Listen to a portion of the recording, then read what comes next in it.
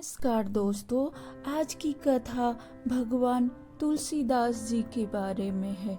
उनकी जन्म की कथा ही कुछ अद्भुत है। तुलसीदास जी के जन्म की कथा ही अद्भुत है, जो उनके महापुरुष होने का उनके जन्म के समय ही तय कर देता है।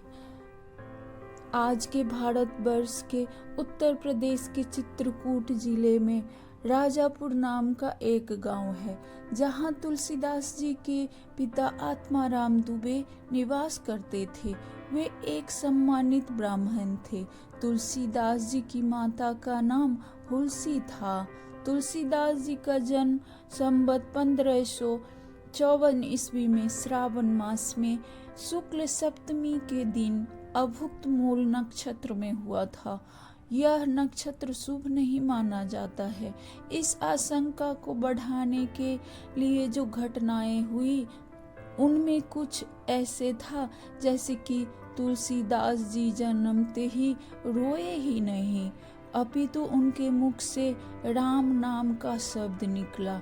उनके शरीर का आकार भी अन्य शिशुओं की तुलना में बहुत अधिक था, और इससे बढ़कर तो उनके मुख में जन्म के समय ही दांतों की उपस्थिति थी। यह सब लक्षण देखकर उनके पिता की किसी अमंगल की आशंका से भयभीत होने लगा। उनकी माता ने घबराकर बालक के लिए जीवन पर कोई संकट न आए, अपनी एक चुनिया नाम की दासी को बालक के साथ उसके ससुराल भेज दिया। विधि का विधान भी कुछ ऐसा ही था, और वे अगले ही दिन गोलोकवासी हो गई। चुनिया ने बालक की तुलसीदास का पालन पोषण बड़े प्रेम से किया, पर वह भी जब तक तुलसीदास करीब 5.5 वर्ष के हुए शरीर छोड़कर चल बसी। अनाथ बालक द्वार द्वार भटकने लगे। इस पर माता पार्वती को दया आई, और वे एक ब्राह्मणी का वेश रखकर प्रतिदिन बालक को भोजन कराने के लिए आने लगी। और वह भगवान भोलेनाथ से कहने लगी, प्रभु आप इस बालक के लिए कुछ कीजिए। तभी भगवान भोलेनाथ ने श्री अनंतानंद जी महाराज के प्रिय शिष्य नरहरियानंद जी को रामशैल पर निवास कर रहे थे, उन्हें भगवान शंकर से प्रेरणा हुई कि वे बालक तुलसीदास को ढूंढते हुए वहां पहुंचे और मिलकर उनका नाम राम बोला रखा। वे बालक को अपने साथ अयोध्या ले गए और वहां उनका यज्ञोपवीत संस्कार कराया। तुलसीदास जी ने यहाँ एक बार फिर सभी को विस्मित किया। उन्होंने बिना सिखाए ही गायत्री मंत्र का उच्चारण कर दिया। नरहरि महाराज ने वैष्णवों के 5 संस्कार कराए और राम मंत्र से दीक्षित भी किया। फिर उनका विद्या अध्ययन प्रारंभ हो गया। तुलसीदास जी जो भी एक बार सुन लेते थे, उन्हें वे कंठस्थ कर लेते थे। उनकी प्रखर बुद्धि की सभी प्रशंसा करते थे। एक बार नरहरि महाराज उन्हें लेकर सूकर क्षेत्र सूरों पहुँचे, जहाँ उन्होंने रामचरितमानस सुनाया और उन्हें काशी में शेष नाथन जी के पास वेदाध्ययन के लिए छोड़ गए। यहाँ तुलसीदास जी ने 15 वर्ष वेदांग का अध्ययन किया। उन्हीं दिनों उनका मन संसार की ओर प्रवृत्त हुआ और वे अपने गांव वापस आए, जहां आकर उन्हें ज्ञात हुआ कि उनका परिवार सब नष्ट हो चुका है। वहां उन्होंने अपने पिता सहित सभी पितरों का श्राद्ध किया और राम कथा सुनाकर अपना जीवन यापन करने लगे।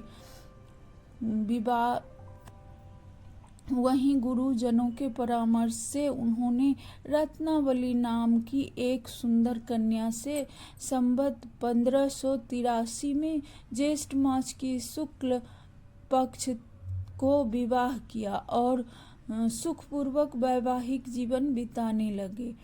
एक दिन पत्नी के भाई के साथ मायके चले जाने पर उनके पीछे पीछे पहुंच गए।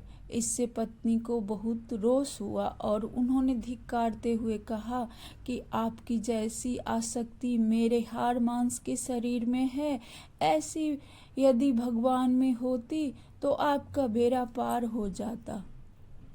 यह बात तुलसीदास जी को चुभ गई और वह उसी समय वहां से चल दिए।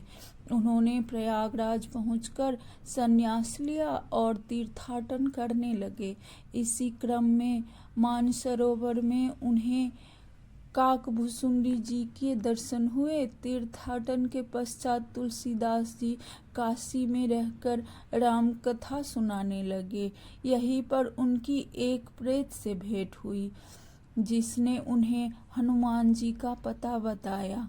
तुलसीदास जी हनुमान जी से जब मिले तो उन्होंने भगवान राम के दर्शन की लालसा बताई और उनसे दर्शन कराने की विनती की। हनुमान जी ने उन्हें कहा कि श्री राम जी के दर्शन आपको चित्रकूट में होंगे।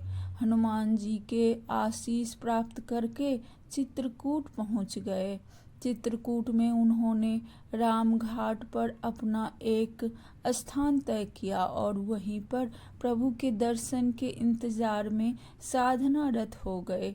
वहीं पर एक बार प्रतीक्षा करने हुए मार्ग में ही रघुनाथ जी के दर्शन हुए और वे उन्हें पहचान नहीं पाए। उन्होंने घोड़े पर सवार 2 बालक को देखा। आगे की कहानी हम दूसरे भाग में सुनेंगे। अगर आप लोगों को कहानी पसंद आए तो ज़रूर सब्सक्राइब करें। धन्यवाद।